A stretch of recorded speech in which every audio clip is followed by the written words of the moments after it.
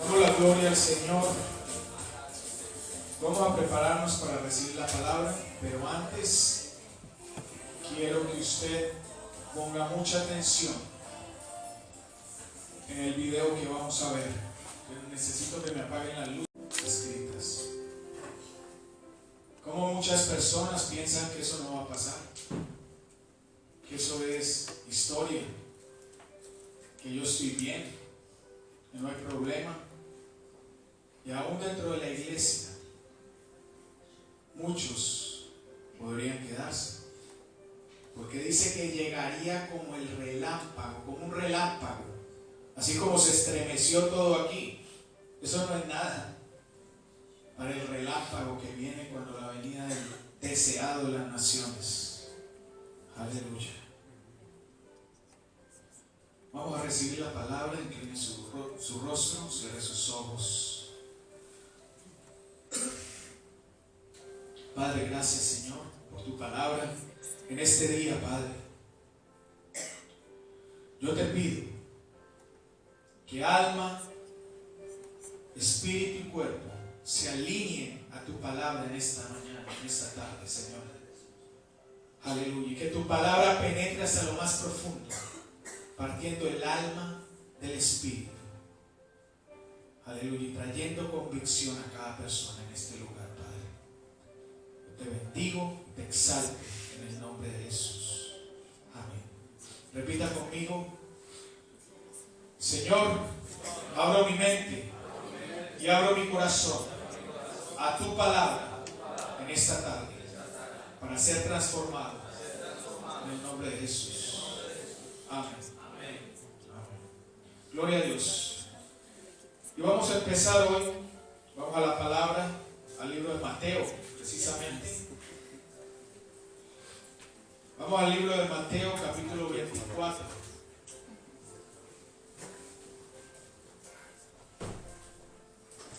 Mateo en el Nuevo Testamento, el primer libro del Nuevo Testamento, primer evangelio, Mateo 24. Y vamos a comenzar leyendo en el verso 1. En el nombre del Padre, del Hijo y del Espíritu Santo. Amén.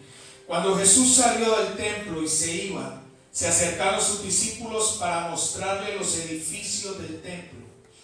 Respondiendo, él les dijo: ¿veis todo esto? De cierto os digo que no quedará aquí piedra sobre piedra que no sea derribada. Vamos a ir hasta el verso 14. Y estando él sentado en el monte de los olivos, los discípulos le acercaron aparte, diciendo: dinos, ¿cuándo serán estas cosas? ¿Y qué señal habrá de tu venida y del fin del siglo? Respondiendo Jesús les dijo: mirad que nadie os engañe, porque vendrán muchos en mi nombre diciendo: yo soy el Cristo, y a muchos engañarán.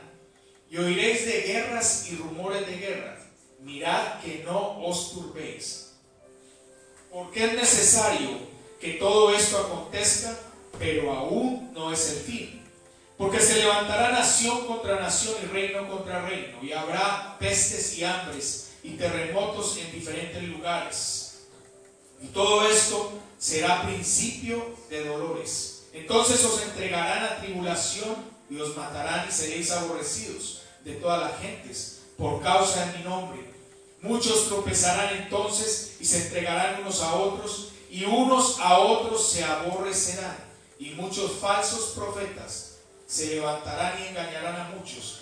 Y por haberse multiplicado la maldad, el amor de muchos se enfriará. Mas el que persevere hasta el fin, este será salvo. Y será predicado este evangelio del reino en todo el mundo para testimonio a todas las naciones, y entonces vendrá el fin. Aleluya. Qué palabra tan tremenda esa. Yo no sé si a usted, pero a mí eso estremece todo dentro de mí, porque fue una profecía, no de un profeta cualquiera. Fue Jesucristo el que lo dijo. El Hijo de Dios dijo esa profecía. La dijo completa allí. Hay muchas cosas allí que me llaman la atención, pero yo le digo algo. Hay cosas allí que usted podrá pensar, y aún los discípulos pensaron: ¿qué podemos hacer en contra de terremotos? Nada. ¿Qué podemos hacer cuando nación contra nación se levanta? Nada. ¿Qué podemos hacer contra pestilencia, contra enfermedades y contra muchas cosas como gobiernos corruptos, gobiernos, religiones que van a llevar a la muerte? No podemos hacer nada contra eso. No podemos humanamente hacer nada.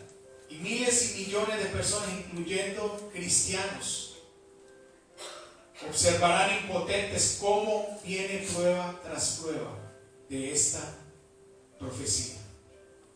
Y lo estamos viendo, yo creo.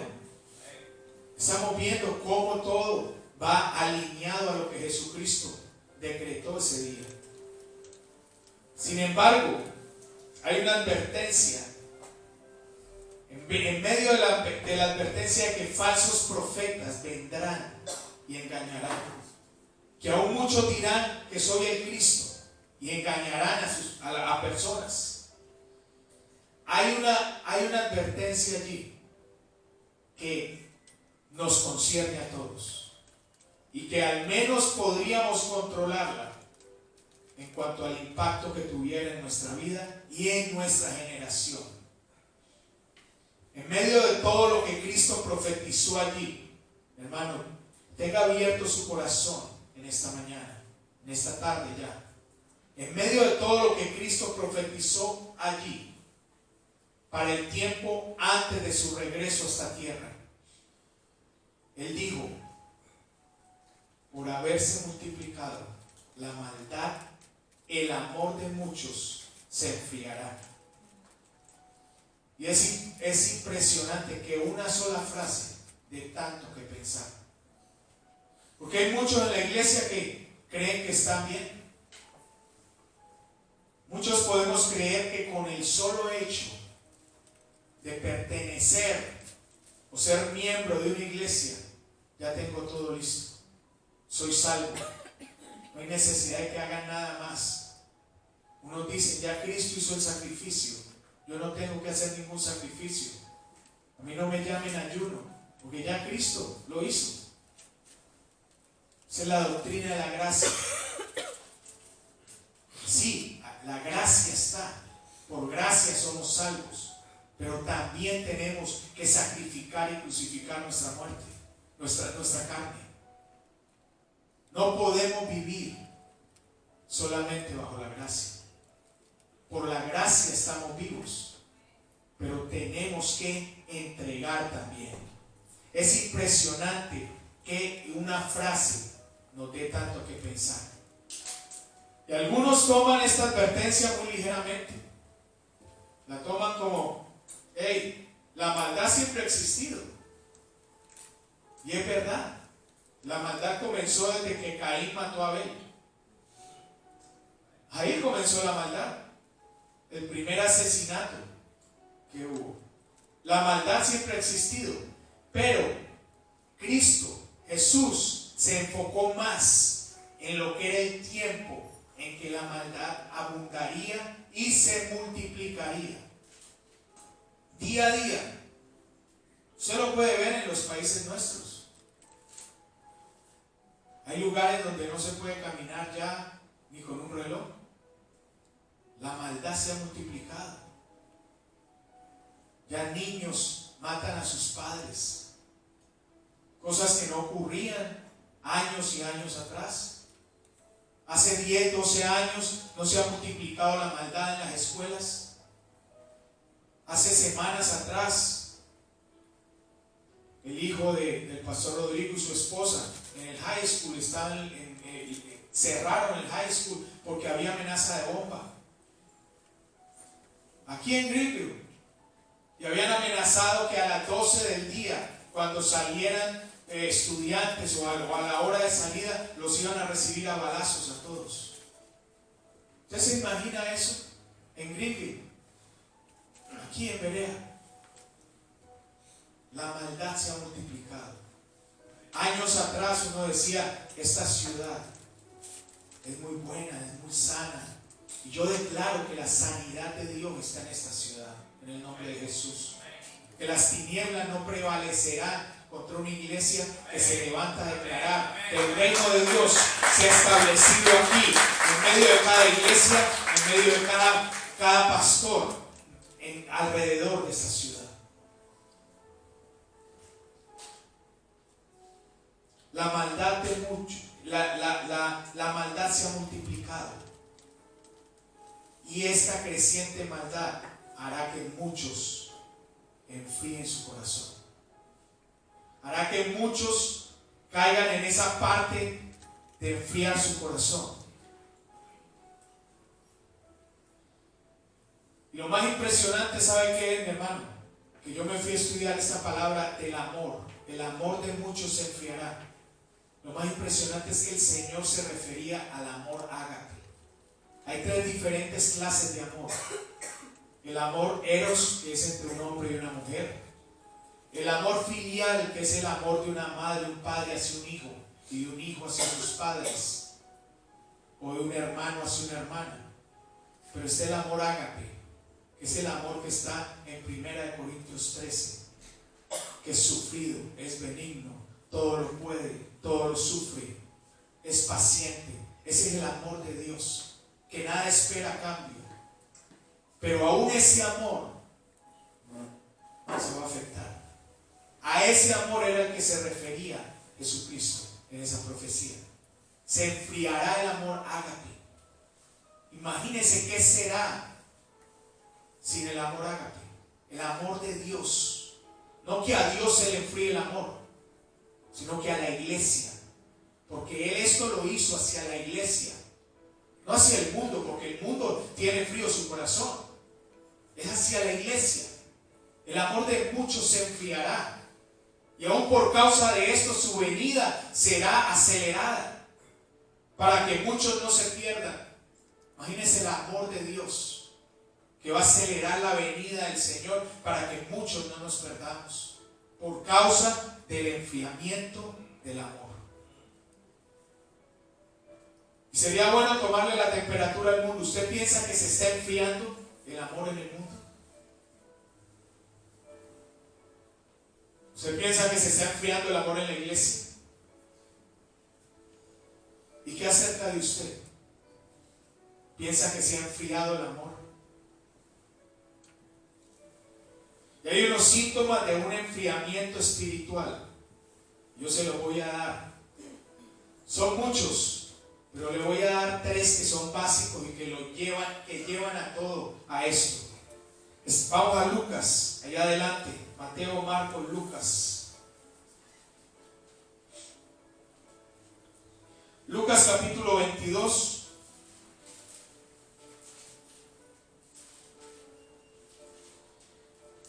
En el verso 54. En Lucas capítulo 22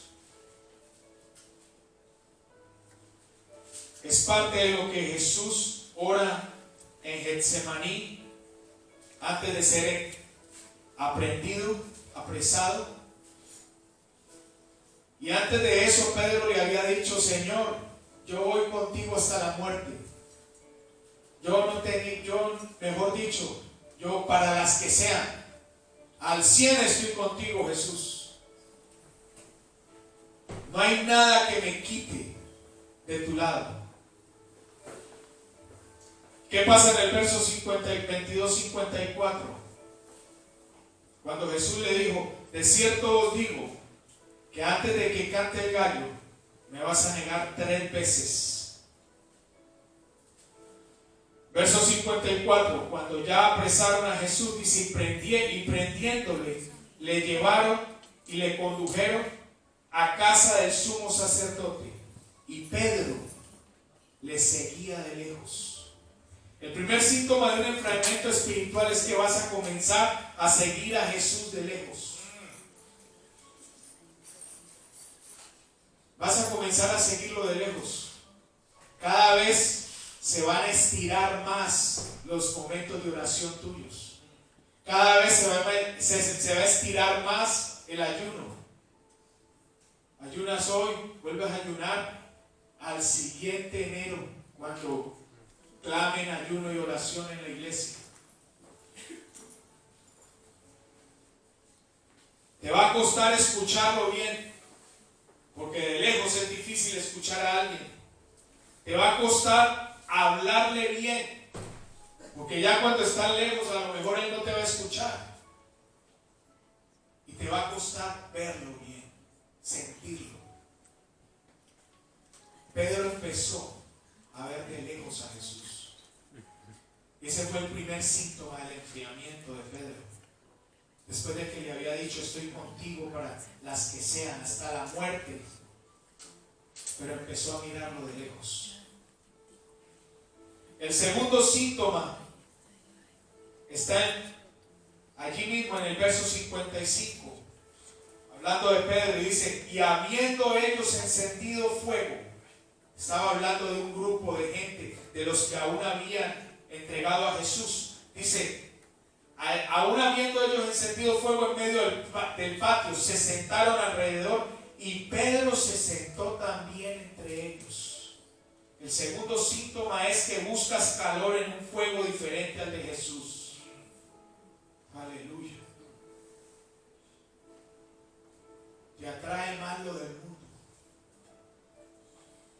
Como ya te sientes que estás frío, empiezas a buscar el fuego que sentiste en un momento, lo empiezas a buscar en algo indiferente a Jesús.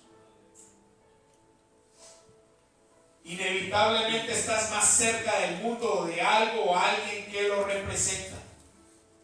Te atrae más lo del mundo. Te empiezas a alejar de Jesús, ya lo empiezas a ver de lejos. Como ya estás lejos, sientes que no te escuchas, sientes que no lo ves, no lo sientes, entonces, ay, aquí hay fuego. Aquí me meto. Vente para la fiesta. Vente para el bar, vamos. Unas chelas. Vente. ¿Qué vas a ir a la iglesia? A que te prohíban esto, a que te prohíban lo otro. A que te señalen, no, vente para acá. Y empiezas a acercarte al fuego diferente. Ya no hay fuego en el altar. El tercer punto, síntoma de enfriamiento espiritual, está allí en el verso 56.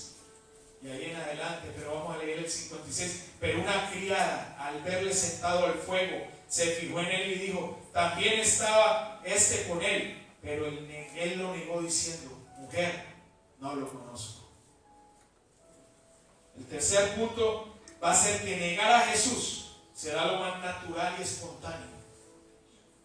Usted sabe el enfriamiento que había en Pedro para que después de caminar con Jesús por 3 años y medio y ver las maravillas, ser ministrado por él, ser impartido en amor, recibir tanto de Jesús, espontáneamente y naturalmente le saliera, yo no lo conozco.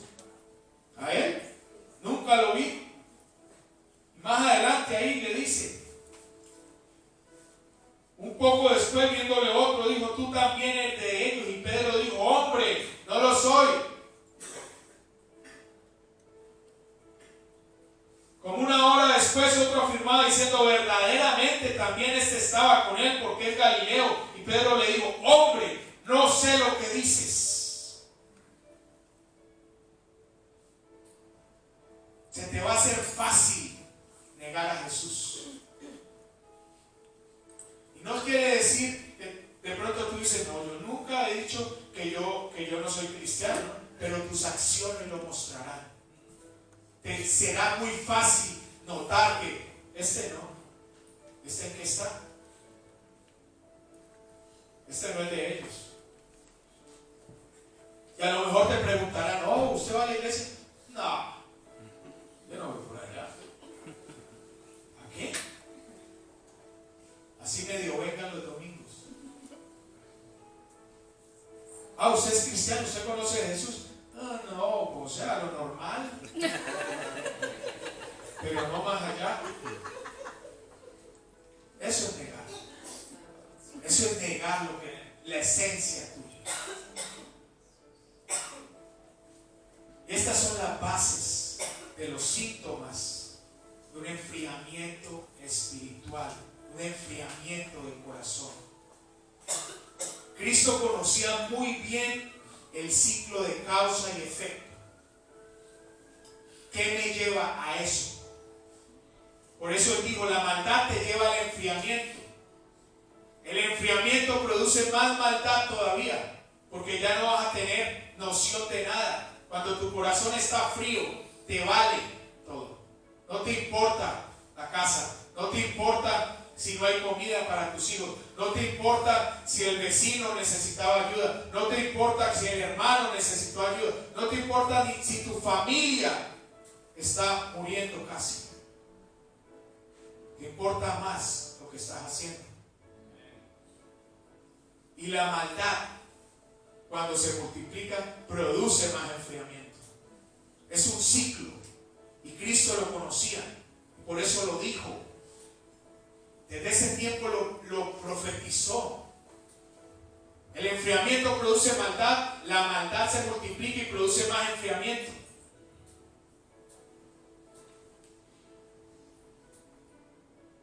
¿Usted se imagina el por qué este problema se acelera tan rápido en nuestra sociedad? Porque cada vez hay más enfriamiento.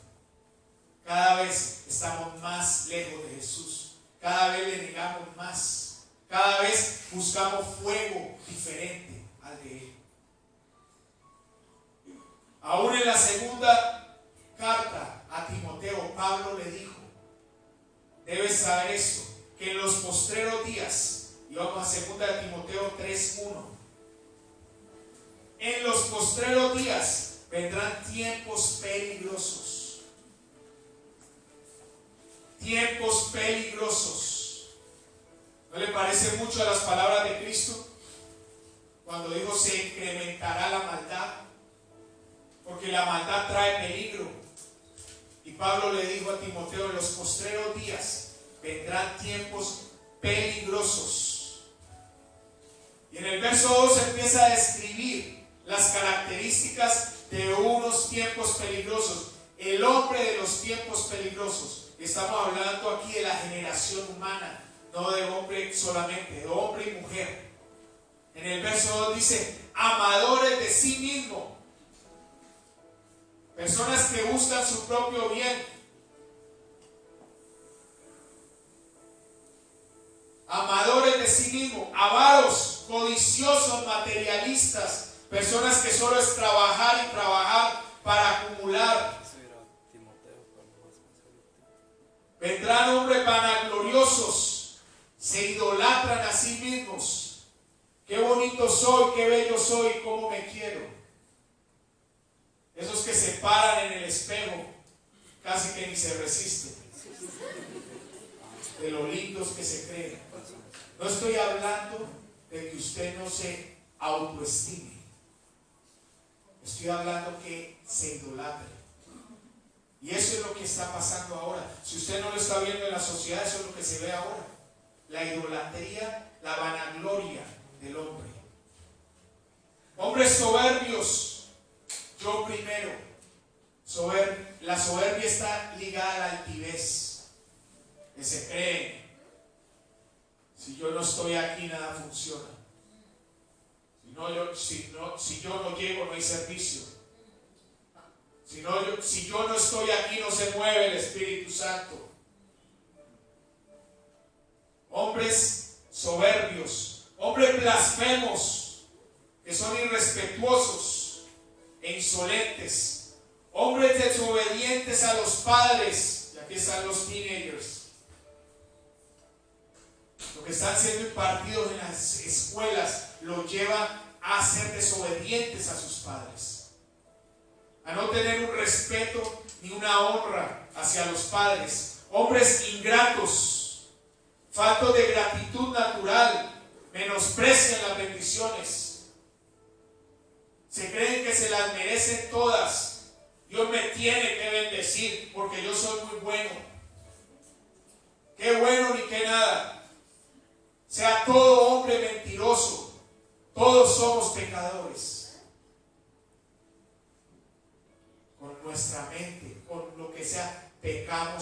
diario. Yo peco, usted peca. Podemos conjugar el verbo pecar aquí.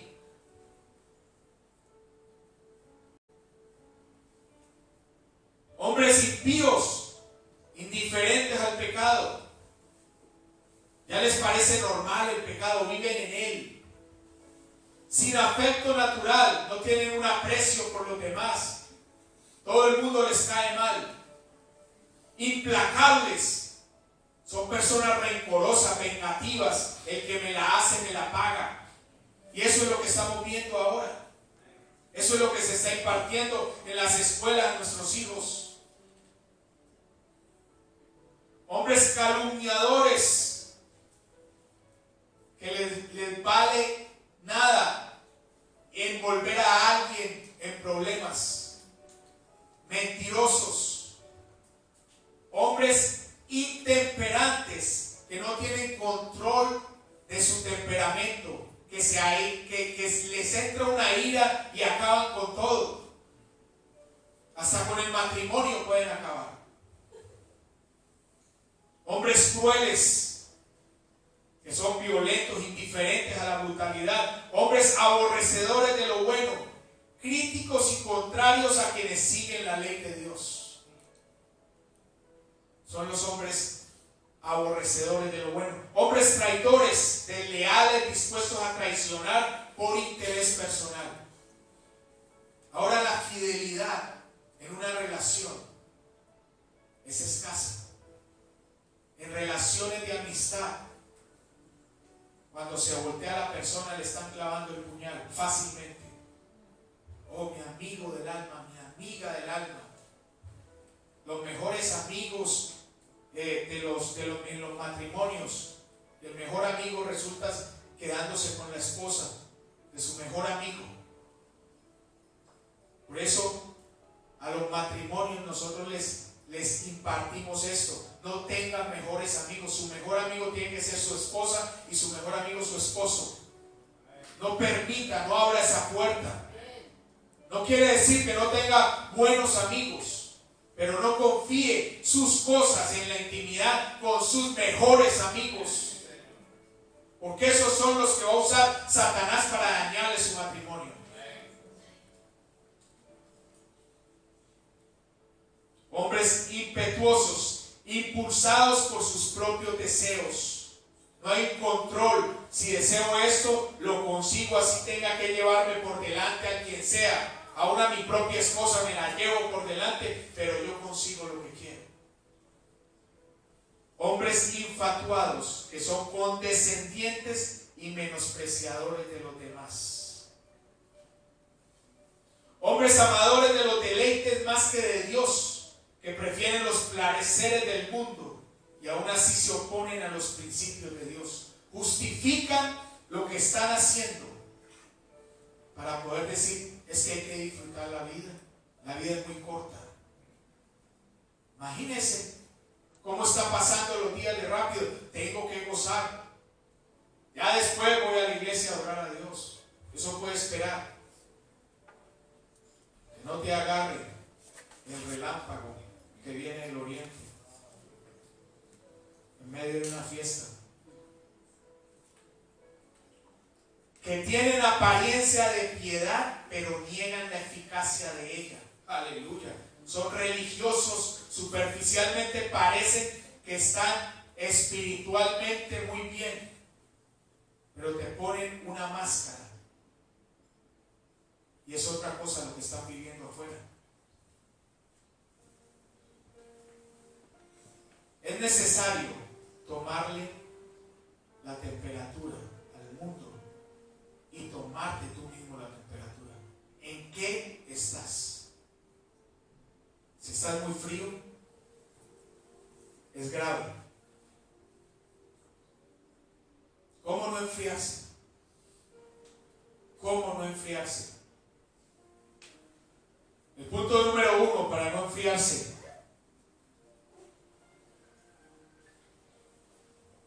está ahí en 2 Timoteo 3:5. Dice: a estos evita. Le dijo Pablo directamente a Timoteo, se lo dijo: Si no reconocemos, en otras palabras, si no reconocemos y nos alejamos de quienes son ya fríos, tarde que temprano vamos a llegar a ser como ellos. Pablo le dijo a Timoteo: evita a las personas que están moviéndose de esta forma, porque tarde que temprano te van a arrastrar a eso mismo. Te van a llevar, porque la carne se atrae al mundo inevitablemente. Por eso cada mañana que tú te levantas tienes que crucificar la carne. Yo crucifico mi carne cada mañana y le digo: Señor, líbrame de toda tentación. Yo se lo he dicho, cada vez que ponemos un pie en la calle estamos expuestos a todo pecado, a toda maldición, a toda la corrupción del mundo. En nuestros trabajos, donde estemos, nuestros hijos, en las escuelas, el homosexualismo es normal y están expuestos a eso. Tengo que crucificar mi carne cada día. Por eso le dijo Pablo a Timoteo: a estos evita juntarte, analiza qué amistades te están tirando más hacia el mundo que hacia las cosas de Dios. Tienes que entrar en ese análisis. Si tú quieres comenzar un año bien, quieres las promesas de Dios, quieres la bendición de Dios para tu vida, para tu casa, para tus hijos, tienes que evitar lo que te está afectando. Jóvenes, tienen que evitar lo que les afecta en las escuelas, porque inevitablemente la meta que tienen ustedes para la universidad no se cumplirá por eso. Tienen que hacer a un lado las amistades que las están llevando a lo que no es de Dios. Podrán ser señalados, pero dice la palabra: humillaos ante la poderosa mano del Señor, y Él os exaltará a su tiempo. A su tiempo serán exaltados. El punto número 2: atrévase a ser diferente. Está allí en Timoteo cuando le dice Pablo: cambia, hazte fuerte, no sigas. Timoteo fue llamado a ser diferente y, si era necesario, a caminar solo. Muchas veces vamos a quedar solos, pero si nosotros tenemos nuestra identidad en Cristo, si nosotros tenemos nuestra identidad en Cristo, nada podrá deprimirnos. A veces es necesario estar solo. Conviene más estar solo que mal acompañado, porque la mala compañía es la que te va a llevar aún a negar a Cristo, aún a mirarlo de lejos y aún a no poder sentirlo más, y a buscar fuego donde no debe buscarlo. El punto 3: conoce y vive la palabra de Dios. Le dice Pablo ahí en 2 Timoteo 3, le dice: pero persiste tú, verso 13, pero persiste tú en lo que has aprendido y te persuadiste, sabiendo de quién has aprendido y que desde la niñez has sabido las sagradas escrituras, las cuales te pueden hacer sabio para la salvación por la fe que es en Cristo Jesús. Conoce la palabra y vive la palabra. Yo creo que usted ha recibido aquí enseñanza en eso, de cómo vivir la palabra de Dios. Aquí se ha hablado palabra, aquí se ha dirigido, aquí se ha instruido en la palabra. Una cosa es que usted no vaya a su casa y no se meta en la palabra, sino que espera al domingo a que uno se la lea de aquí. Pero si usted quiere caminar y quiere alejarse del enfriamiento espiritual, tiene que caminar en la palabra y leerla. El punto 4: cuide sus pasos. Cuide sus pasos. Cristo le dijo a los discípulos en Lucas 21:34, le dijo: mirad también por vosotros mismos, para que no se contaminen con la forma de pensar y actuar del mundo, para que vuestros corazones no se carguen de glotonería y embriaguez y de los afanes de esta vida, y venga de repente sobre vosotros aquel día. Imagínense esa advertencia de Cristo. Cuida tus pasos. Nuevamente, cuida dónde te estás metiendo. Cuida con quién te estás juntando. Cuida qué estás escuchando. Cuida qué estás viendo. Jóvenes, cuiden qué juegos están jugando. Hemos tenido el caso de jóvenes jugando unos juegos violentos que después no pueden dormir, que después tienen pesadillas, que después sienten que les hablan. Cuide qué juegos usted, padre, está permitiendo que sus hijos tengan. Y cuide usted también, padre, qué es lo que está permitiendo ver, que usted vea en su casa,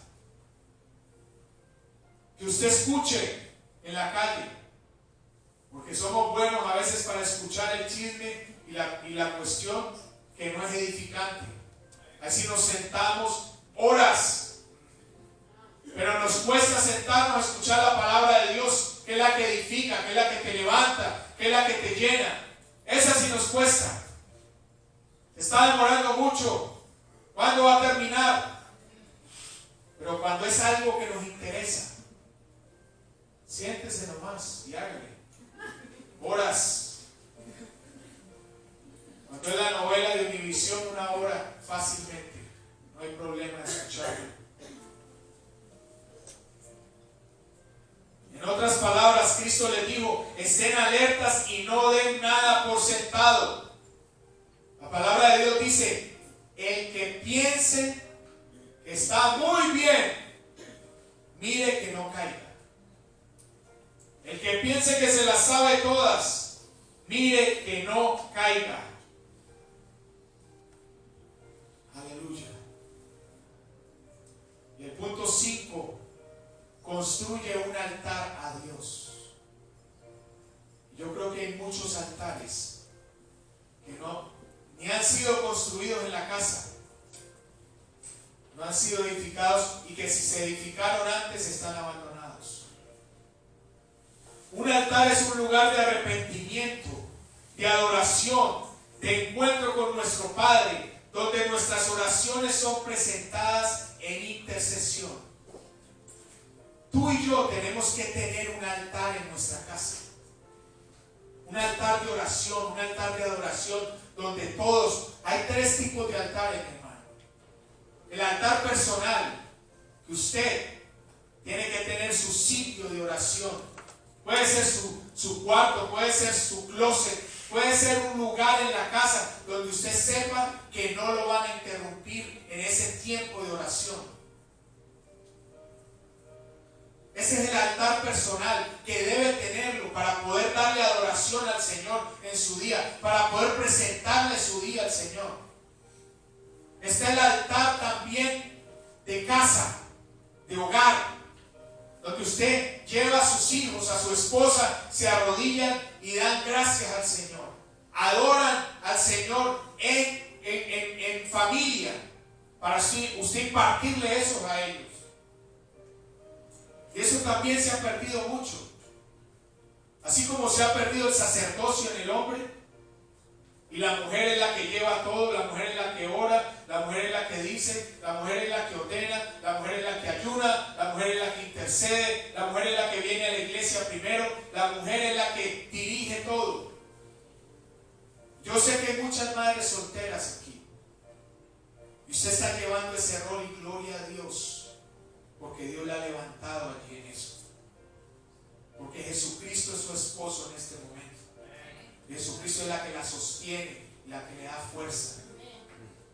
Pero en los hogares que tienen los padres, que están completos, el sacerdote debe ser el hombre, el que se levanta a orar en la mañana, el que lleva la línea de la oración, del ayuno, el que dice: yo voy a pelear por mi familia, yo voy a luchar para que mi familia no se pierda. Ese es el sacerdocio que se ha perdido en la casa. Cuando se dice la mujer es la que se encarga de el cheque aquí nada más. Yo trabajo muy duro. Yo llego muy cansado a la casa como para ayunar y orar. Suficiente es con que salga a trabajar. Por eso el altar se ha perdido.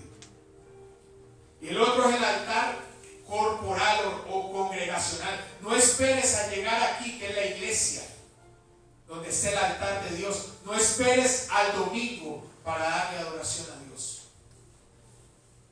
Porque cada vez vas a mirar más lejos a Jesús. Cada vez te vas a alejar más.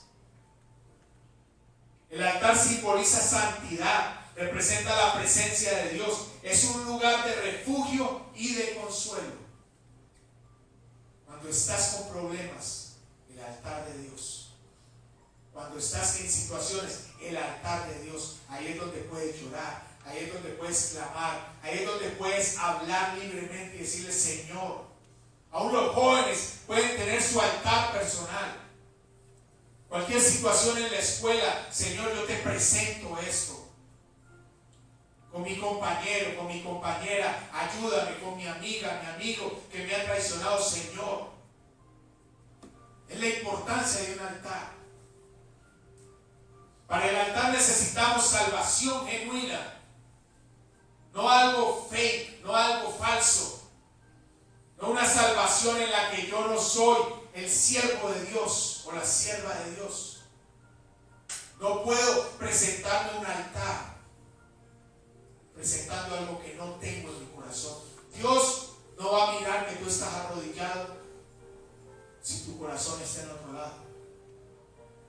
Él mira tu corazón. En el altar se necesita hambre por la presencia, fe y santidad. La palabra de Dios dice que sin fe es imposible agradar a Dios en el libro de Hebreos. Pero dice algo más allá, ahí seguido. Dice: y es necesario que el que se acerca a Dios crea que Él existe. Esa fe, que cuando usted se arrodille en ese altar y clame al Señor, usted tenga en su corazón la convicción de que Él existe, para que sea recibida su petición. Pero ya para cerrar, algo aún más grave es la tibieza espiritual. Vamos al libro de Apocalipsis.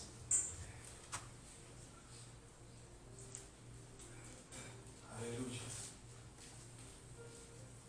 Libro de Apocalipsis, capítulo 3. Y esta es la última carta a las iglesias. En medio de la profecía de este libro, el Señor le escribía. Los primeros, capítulo 2 y capítulo 3, habla de las cartas a las iglesias que el Señor declaró allí. Empezando en el verso 14, capítulo 3, vamos a leer hasta el 22, dice el verso 14: y escribe el ángel de la iglesia en la Odisea: he aquí el amén, el testigo fiel y verdadero, el principio de la creación de Dios, dice esto, afirmando ahí que es Jesucristo el que está diciendo lo que está diciendo allí. Yo conozco tus obras, que ni eres frío ni caliente. Por cuanto eres tibio y no frío ni caliente, te vomitaré de mi boca.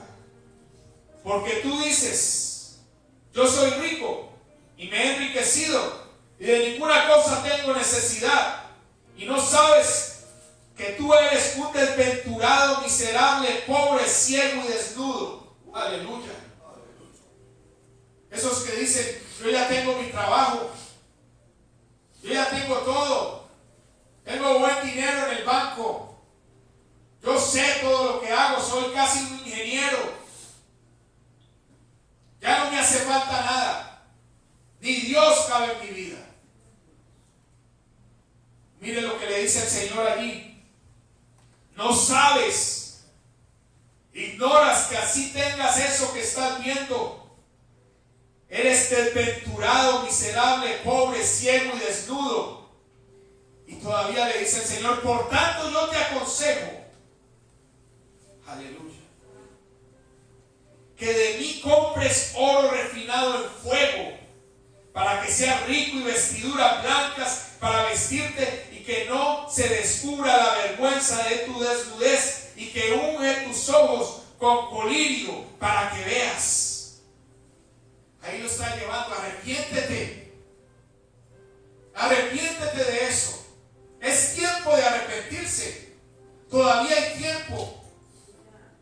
Compra de mí el oro. Recibe mis tesoros, le está diciendo el Señor.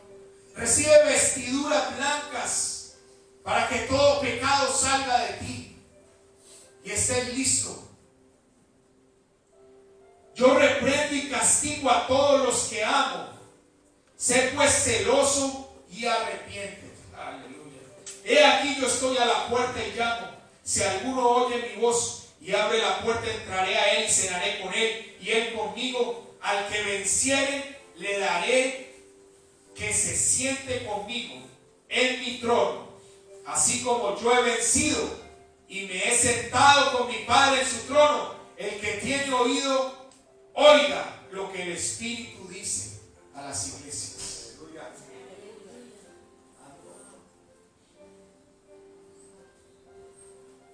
El que tiene oído, oiga.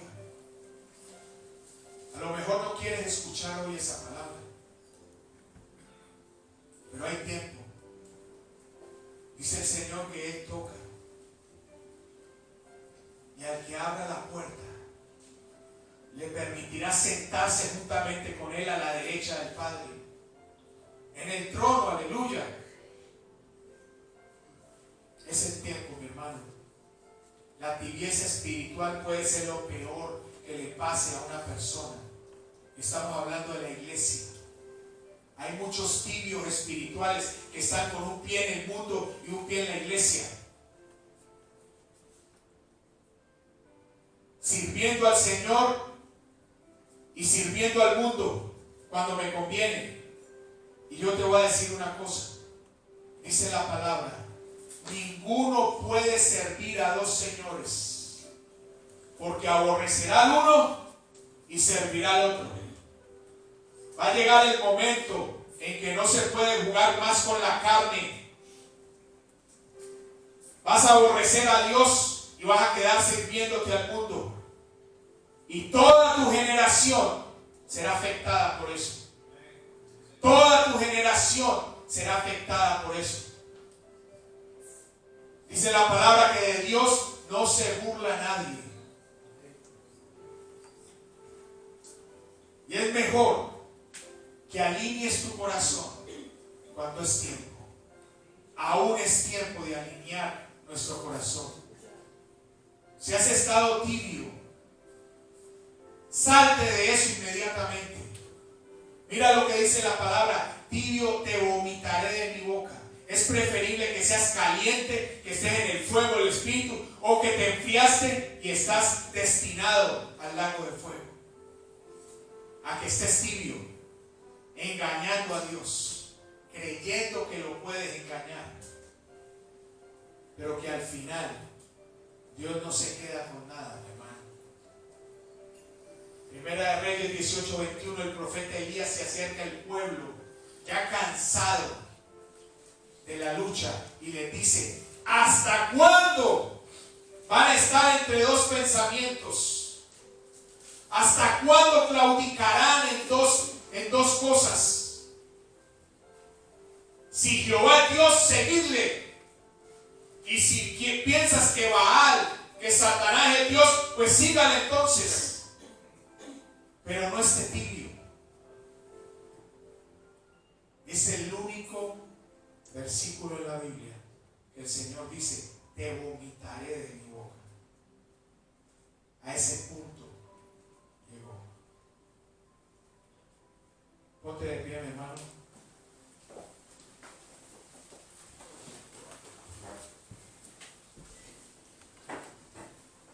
¿En qué punto está tu vida hoy? Porque yo te digo algo: Dios nos dirigió ese ayuno para prepararnos para este año. Hay muchas cosas que pueden pasar este año. Hemos declarado una aceleración, una promoción, un aceleramiento en las cosas del Señor. Y recibimos una palabra aquí esta semana que decía que aún el que ara alcanzará al que está segando. El que ara alcanzará al que está sembrando. Porque todo se va a acelerar. Los días ya pasan rápido. Y hemos declarado ese aceleramiento. Hemos declarado una promoción espiritual de parte de Dios. Y hemos declarado un rompimiento.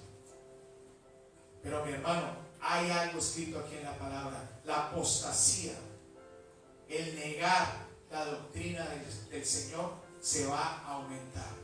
Se va a incrementar la maldad. Se van a incrementar muchas cosas. Y por eso Dios nos está preparando.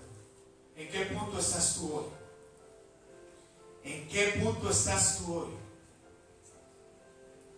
No estamos señalando a nadie, porque aún esta palabra llegó a mi corazón. Yo no puedo dar todo por hecho, mi hermano. Yo no puedo decir que me las sé todas. Yo estoy en el proceso así como usted está. Todos estamos en un proceso. Todos tenemos que morir diariamente. Pero ¿en qué punto estás tú?